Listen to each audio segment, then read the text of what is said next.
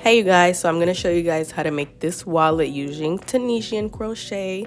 And I did this a few years back, but I just picked it up again. This is my cousin's hook, and I decided to make this wallet, and I will be selling them on my website in multiple different colors. So for this one, we're going to chain 16, and normally the slip knot people have it short, like the extra yarn is short, but I want to keep a lot of extra yarn for when it's time to sew the sides. So probably like 15 inches of extra yarn for the slip knot, and then go ahead and chain 16 like you normally would. Go ahead and chain 16, and then we'll get started on the actual Tunisian method. Okay, now that I have chained 16, in total we're gonna have 15 stitches because you start with the second chain from the hook. So the way I like to do it is I like to use the back loop. So if you turn your chain around, there's like these little loops in the back that I like to work in because it makes the overall project neater at the end. So like the edges will be neat. So you want to go into the loop just like this, and you want to yarn over, pull the yarn through, and bring the loop onto your hook. So for this first row, we're literally putting our hook into the stitch, yarning over and pulling the loop right onto our hook, and we're not pulling anything through yet. So literally repeat this all the way to the end. Okay, so even though we chained 16 and we worked into the second chain from the hook, normally you would have 15 stitches, but since we're doing the Tunisian method, we work it using like loops. You'll have 16 loops on your hook, and the extra one would just be like a chain 1. So yeah, every time you do this part, you should have 16 loops. So for the first stitch on each row that you do, after you put all the loops on, you're gonna pull through one loop.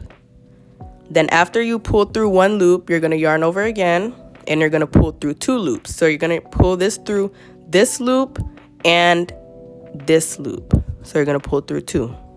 So go ahead and pull through 2. So we just made our first stitch. It pulled through 2. So literally just repeat this all the way to the end. So just yarn over, pull through 2, pull through 2.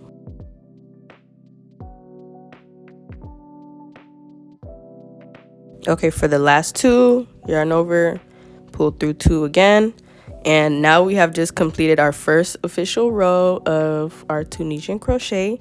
Now this next part is a little complicating if you're not looking too close. I probably should have did this with a lighter color. If you look at it straight, it looks like a whole bunch of lines. But if you look at it from the side a little bit, you will see these V's. So once you see the V, you're gonna put your hook behind that first loop on the front, and then you're going to bring your hook to the back. So it's gonna be in the middle of the 2 loops. Once you do that, you're gonna yarn over, pull through the V's, just like that. So now this yarn is through the V, and we have our second loop on our hook. So we're gonna have a total of 16 loops on our hook. Again, you're gonna go into the little V right here, put your hook to the back, yarn over, pull through, and you have another loop up. So repeat this all the way to the end. Just wanted to check in. You know you're doing it right if it's starting to look like knitting. So yeah, just wanted to put that out there. Hey you guys, so I finished the first part of it, and I want to measure it for you guys so you guys can see how long it is if you want to replicate the length. When I stretch it, it's about 8.5 inches. So if you want the same size, make sure you crochet until it's 8.5 inches. And in the beginning, I left this long yarn, but it's on the wrong side because once I do the edge of this, it'll end up on the left side. So we need yarn on the left side and on the right side. So I'm just gonna get my yarn needle and weave this through to the right side so that when I sew the edges, I have yarn already on that side, if that makes sense. So now it's on the right side where I need it when I sew that edge.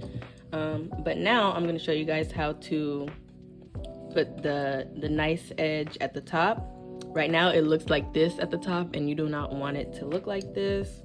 The way we finish off the edge is we go into one of the loops of each of the little V's. So I'm gonna call these V's or lines. Each of the lines have 2 loops on them. So this first line, I'm gonna grab the loop that's at the top. I'm gonna go through that loop at the top, and then I'm gonna grab the loop that's next to it. And grab the loop that's next to it of that next line, and then I'm going to yarn over and then yarn over again and pull through 2 to do single crochet, or you can do slip stitch, but I'm just doing single crochet.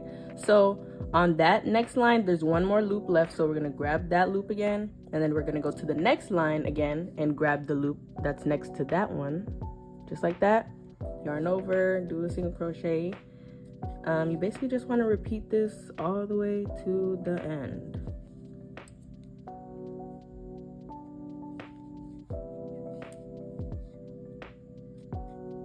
Okay, now we're gonna sew the sides, and we're gonna do this by putting it outside. You know, usually people would flip it inside out like that, but I'm gonna sew it this way. And I'm gonna do the spiral sewing method. Usually when you sew, you go in one way and then you go in another way to make like the line sewing method, but I'm gonna do like the spiral kind of sewing method. So what you want to do first is go into the first single crochet for your edge, and then go into the first single crochet on the other side and pull it through, and then you're gonna start doing the same thing on the edges. Go through like this, go in this way. So you're always gonna be going in on the same side. So I'm going in towards me all the time. With regular sewing, you're gonna be like going in. Once you get out, then you're gonna go in this way, then you're gonna go in this way. We're just going in one direction and out one direction. So continue doing this all the way down and repeat it on the other side. Okay, so I finished doing the sides, and then I tied a knot on all of the corners, and then I use a lighter to burn it just to secure it. And now we're going to do the little bow. And with the bow, I didn't even measure it. I usually just,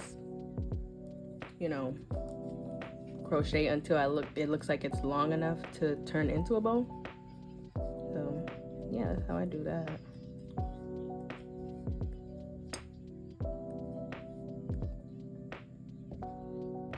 Okay, and then just cut the edges. Make a knot at the end. And I like to use a lighter to burn my edges and like burn my knots just to secure them so that they can't unravel at all. Go ahead and do that on this side. Then cut it close to the knot.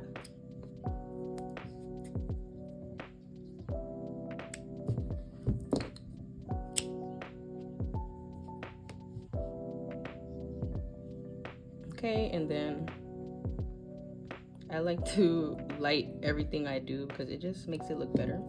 Gets rid of the fuzzies. So, actually adding the bow, so I just go into the middle stitch, which is about right here. And I put my little string through.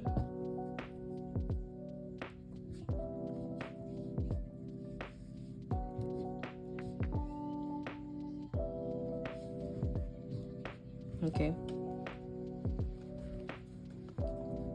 and then just tie it into a bow.